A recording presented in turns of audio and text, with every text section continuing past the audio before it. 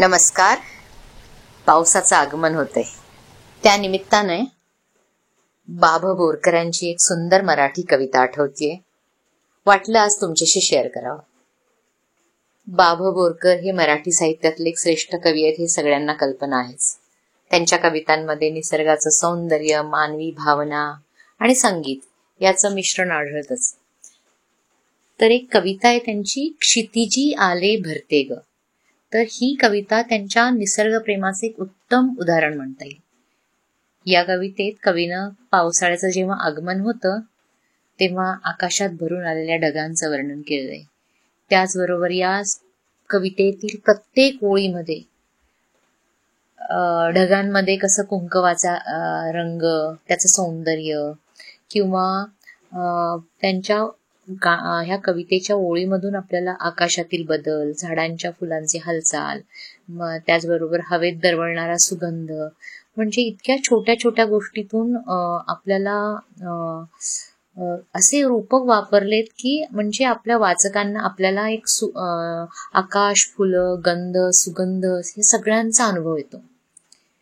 या कवितेतून निसर्गाच्या सौंदर्याची, पावसाळ्याच्या वातावरणाची आणि त्यातून उत्पन्न होणाऱ्या भावनाची हे सगळे वर्णन केलंय आणि आपल्या मनात एक सुंदर असं रम्य चित्र निर्माण होतं. तर कविता ऐकून तुम्हाला आनंद होईल याची खात्रीच आहे मला. कविता ऐकूया आपण. शीर्षक आहे क्षितिजी आले भरते ग. कवी आपले बाभ बोरकर. क्षितिजी आले भरते ग, क्षितिजी आले भरते ग, घनात कुंकुम खिरते ग. झाले अंबर झुलते झुंबर, झाले अंबर झुलते झुंबर, हवेत अत्तर तरते ग, हवेत अत्तर तरते ग. क्षितिजी आले भरते ग, घनात कुंकुम खिरते ग. पुढची ओळ ऐकूया. लाजण झाली धरती ग, लाजण झाली धरती ग, साजण काठावरती ग. लाजण झाली धरती ग, साजण काठावरती ग. उन्हात पान मनात गान, उन्हात पान मनात गान, ओलावून थरथरते ग.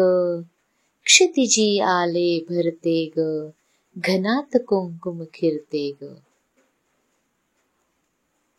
पुढचं कडवं. नाते आपुले नाते ग, नाते आपुले नाते ग, होऊन ऋतुरस गाते ग. नाते आपुले नाते ग, होऊन ऋतुरस गाते ग. तृणात मोती जळात ज्योती, तृणात मोती जळात ज्योती, लावित आले परते ग. क्षितिजी आले भरते ग, घनात कुंकुम खिरते ग. क्षितिजी आले भरते ग. किती छान वाटते ना, सुंदर आहे ना. रूपक किती सुंदर वापरलेत, म्हणजे रूपक अलंकार. म्हणजे अगदी हवेत अत्तर तरते ग या ओळीत हवेत सुगंध दरवळत असल्यासारखं वाटते की नाही. मला खात्री आहे तुम्हाला ही कविता नक्की आवडली असेल. ही कविता इतरांना ऐकवा, शेअर करा आणि सबस्क्राईब करायला नक्की विसरू नका. धन्यवाद.